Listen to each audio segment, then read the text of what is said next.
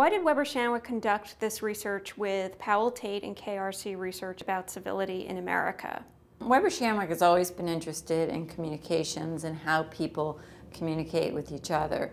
And of course, the natural extension would be how people communicate with companies, institutions, nonprofits, with brands.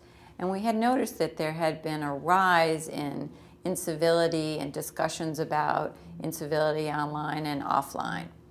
And on a more personal note, I have a blog, and I've noticed in the things that I've read that there's more rude comments and hostile and angry kind of commentary online than there used to be.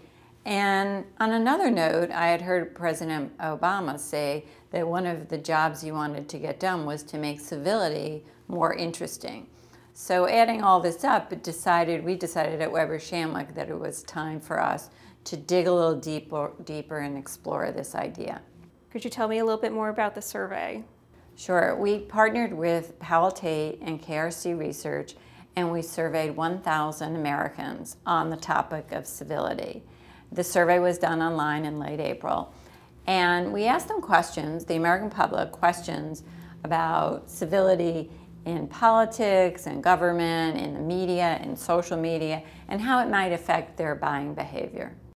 Before we turn to one aspect of the survey, whether civility exists in social media, what can you tell us about civility in general from the survey? Well, we found that civility is a real issue. It's not an imagined one. We found that 94% of Americans say that the level and the tone of civility in this country is a problem. And 2/3 of those people, 66%, said that incivility is a major problem in American life today. In addition, we also found that 72% said that incivility has worsened over the past several years, certainly since the recession has hastened over the past few years. A search for online civility found that there has been a very large increase of 63% from 2008 to 2009. What did you learn about American perceptions of social media and civility, and what was most surprising to you? Well, we learned that about 34% of Americans that we surveyed said that they're tuning out of social networking sites.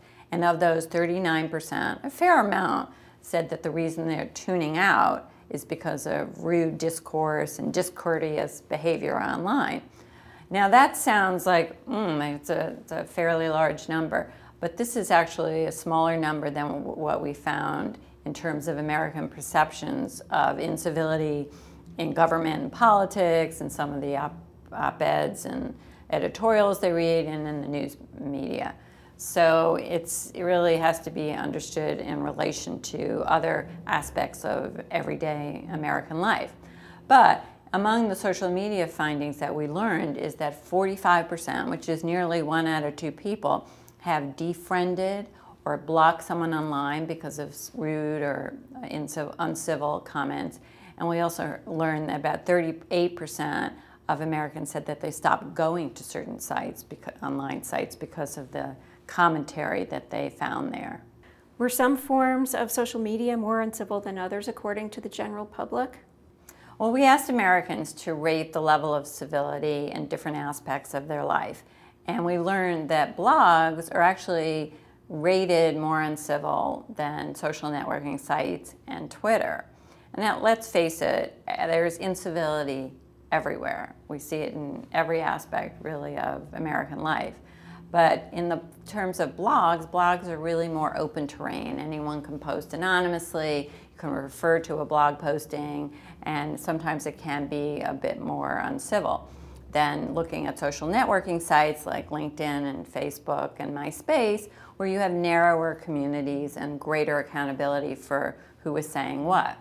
And our president of digital communications at Weber Shandwick, Chris Perry, says, and we all agree, that with all this great opportunity of the internet, and we're able to express ourselves, that with opportunity goes responsibility. What are the business implications of your research?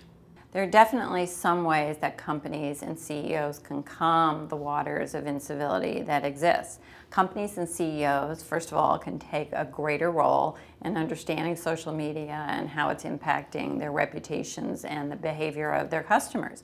In fact, we found that 8 out of 10 Americans say that companies should take a bigger role in restoring civility in the workplace and certainly in society. The second way that companies can help to restore, let's say, civility is to listen and engage more with their advocates or with their critics online, especially their fiercest critics.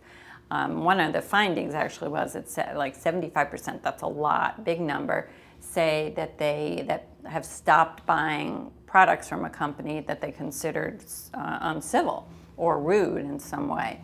And about 2/3 of the people said that they've told friends and family not to buy certain products because the customer representatives or whoever they dealt with were rude and discourteous. A third way would be for social media companies to maybe develop codes of conduct or civil engagement guidelines to inform people of how to respond online and offline.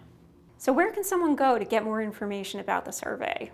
Please visit www.webershandwick.com.